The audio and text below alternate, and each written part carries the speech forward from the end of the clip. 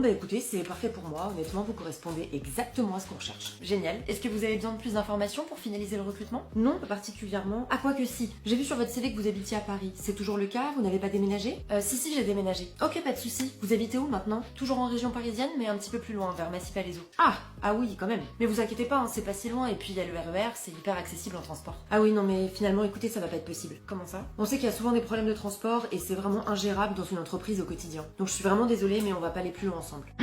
Si lors d'un recrutement, un employeur te traite différemment des autres candidats en fonction de ton genre, de ton origine, de ton handicap ou encore de ton lieu de résidence, c'est une discrimination. C'est constitutif d'une infraction pénale punie de 3 ans d'emprisonnement et 45 000 € d'amende. Donc si ça t'arrive, tu pourras porter plainte. Mais comment tu peux prouver ce type de comportement? Donc voilà, je suis désolée, mais on va devoir en rester là. Ah non, on va pas en rester là, c'est illégal ce que vous faites, je veux porter plainte. Eh bien écoutez, bon courage. Déjà que les plaintes sont souvent refusées, la vôtre comme ça sans preuve. Qui vous a dit que je n'avais pas de preuve? J'ai enregistré toute la conversation avec mon téléphone. Ah, vous avez enregistré la conversation. Vous êtes au courant que comme je n'ai pas donné mon consentement, ça ne pourra pas être utilisé en justice?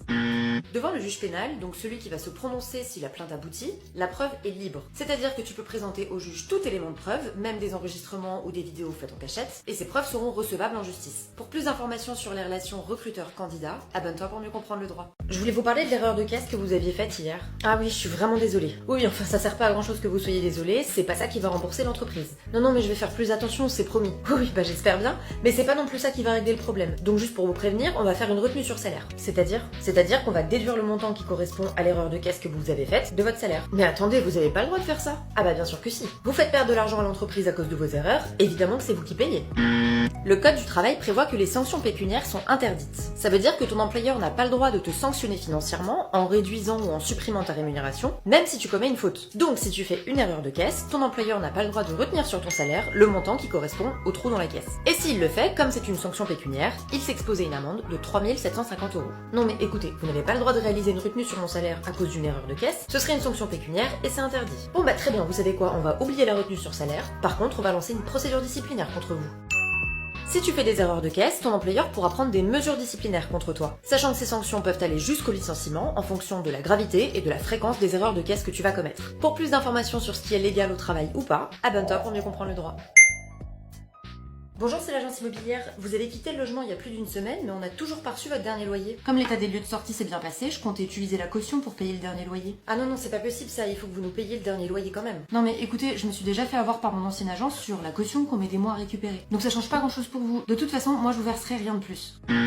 Le locataire n'a pas le droit d'utiliser le dépôt de garantie, qu'on appelle souvent la caution, pour payer le dernier mois de loyer. C'est illégal et si tu le fais, tu encours plusieurs risques. Premier risque, si tu utilises la caution pour payer le dernier loyer, ton propriétaire ne te délivrera pas de quittance de loyer. Deuxième risque, ton propriétaire pourra faire une saisie conservatoire sur ton compte bancaire. Pour ça, il n'aura pas besoin d'aller devant un juge, il pourra simplement charger un commissaire de justice de la saisie. Troisième risque, le propriétaire pourra saisir le juge des contentieux et de la protection pour te condamner à payer le dernier loyer et il pourra également réclamer des dommages et intérêts. Pour plus d'infos sur les relations locataire-propriétaire, abonne-toi pour mieux comprendre le droit. Bonjour mademoiselle, qu'est-ce que je peux faire pour vous? Bonjour docteur, en fait je suis enceinte et je ne veux pas le garder, donc j'aurais besoin d'un IVG s'il vous plaît. Ah non mais les avortements, moi je fais pas du tout donc ça va pas être possible. Comment ça c'est pas possible? Je les fais pas, c'est comme ça. Mais attendez, vous êtes médecin, c'est un acte de soin donc vous devez me soigner. Sinon comment je fais moi? Non, je ne dois pas et je ne vais pas le faire. Donc ce que je vous propose c'est que... Mais c'est lunaire, vous êtes docteur, vous n'avez pas le droit de refuser de me soigner. Donc dès que je sors d'ici, j'appelle la police, l'ordre des médecins parce que c'est illégal ce que vous êtes en train de faire. S'il n'y a pas d'urgence pour le patient, les médecins peuvent invoquer leur clause de conscience pour refuser de réaliser des actes qui seraient contraires à leurs convictions, par exemple leurs convictions religieuses. Un médecin peut donc tout à fait refuser de pratiquer une IVG, ce refus sera légal et le médecin ne risquera rien juridiquement derrière. Non, je suis pas obligée de pratiquer un avortement et je le ferai pas. Mais ce qu'on va faire, c'est que je vais vous donner le contact d'un confrère qui lui les pratique et comme ça vous pourrez prendre rendez-vous avec lui. Si un médecin refuse de pratiquer une IVG, ce qui est parfaitement son droit, il doit t'informer immédiatement de ce refus. Et surtout, il doit obligatoirement, immédiatement t'orienter vers un autre médecin susceptible de réaliser l'avortement. Pour plus d'informations sur ce qui est légal ou pas, abonne-toi pour mieux comprendre le droit. Bonjour, c'est pour un retour. Ok, je vais prendre votre ticket de caisse s'il vous plaît. Tenez, merci. Ah, mais c'est des articles soldés? Oui. On fait pas de retour sur des articles soldés. Mais comment ça, c'est pas normal? J'ai le droit à 14 jours de délai de rétractation. Alors malheureusement, dans ce cas-là, le délai de rétractation ne marche pas parce que... Ah si, ça marche, c'est la loi. Quand on achète quelque chose, on a 14 jours pour rendre le produit, ça s'appelle le délai de rétractation. Donc vous allez me rembourser. Peu importe si ton produit est soldé ou pas, quand tu l'achètes en magasin, l'entreprise n'a pas l'obligation d'accepter de te le rembourser ou de te l'échanger. La plupart des magasins proposent des remboursements ou des échanges sous 30 jours après l'achat, mais ça, c'est à titre commercial. C'est pas du tout une obligation légale quand le produit produit, tu l'achètes en magasin, en physique. Par contre, si jamais tu as fait ton achat à distance, par exemple sur internet, tu as le droit à 14 jours pour te rétracter, pour changer d'avis, et dans ce cas-là, le professionnel doit te rembourser. Mais ça ne vaut que pour les achats faits sur internet, pas du tout pour les achats en physique, en magasin. Pour plus d'informations sur ce qui est légal ou pas, abonne-toi pour mieux comprendre le droit.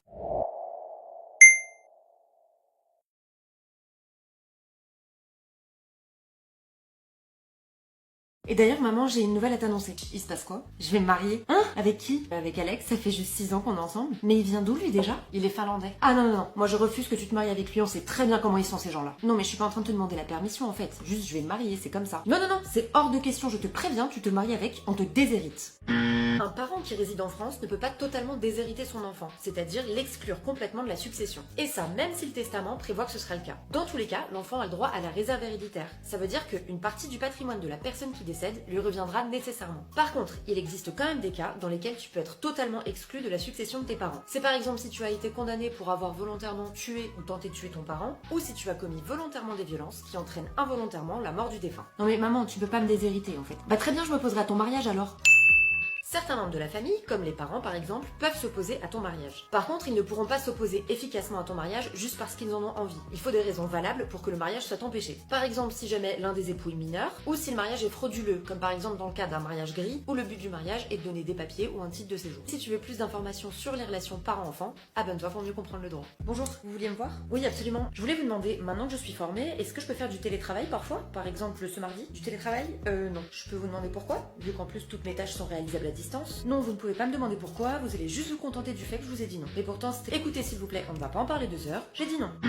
Ton employeur a le droit de refuser que tu télétravailles. Par contre, si ton poste est éligible au télétravail, c'est-à-dire concrètement que tu peux travailler à distance, et que le télétravail est prévu par un accord d'entreprise ou par une charte, ton employeur a l'obligation de motiver son refus. Écoutez s'il vous plaît, on ne va pas en parler 2 heures, j'ai dit non. J'ai très bien compris que c'était un refus, par contre légalement vous devez me le motiver. Surtout que vous autorisez Stéphanie à en faire alors qu'elle a le même poste et la même expérience que moi, donc j'aimerais bien comprendre. Non mais écoutez Stéphanie, c'est différent. Différent en quoi? J'ai exactement les mêmes tâches qu'elle, non mais c'est différent, c'est tout, j'ai parfaitement le droit de l'autoriser à télétravailler elle et pas vous.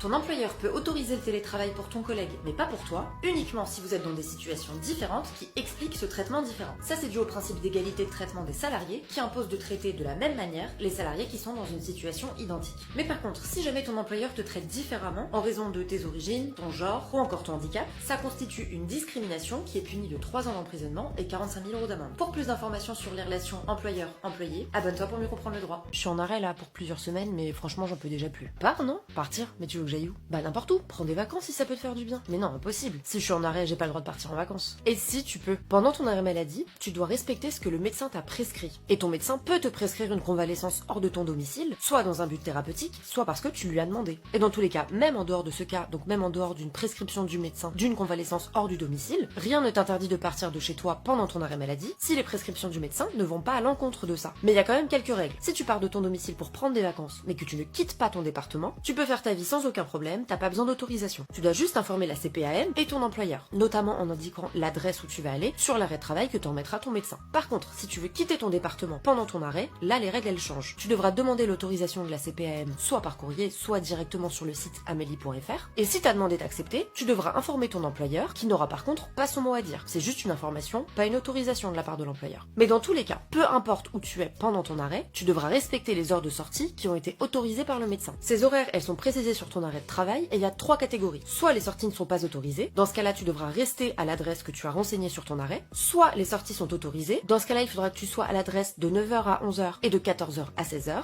Et enfin, troisième cas, si jamais les sorties sont libres, dans ce cas-là tu peux sortir quand tu veux sans restriction d'horaire. Sachant que si tu ne respectes pas ces obligations, en cas de contrôle tu risques une suspension de tes indemnités. En gros, on arrêtera de te verser les indemnités qui viennent compenser ton salaire pendant ton arrêt maladie. Je suis vraiment désolée pour le retard, j'ai couru aussi vite que possible, ça se voit. Alors, Inès, retard de 30 minutes. 30 minutes? Mais il est 9h10. Et alors? Bah, je commence à 9h, donc j'ai 10 minutes de retard, pas 30. Écoutez, je vais pas vous réexpliquer comment ça fonctionne ici. On n'est pas la minute près, donc les retards, on les compte en demi-heure. Mais c'est pas légal de me retirer 30 minutes de salaire pour un retard de 10. Non mais quand vous arrivez en retard, vous ne respectez pas vos horaires de travail. Donc nous, en contrepartie, on a bien le droit de vous sanctionner. Ici, c'est en comptant les retards par demi-heure, et si, évidemment que c'est légal.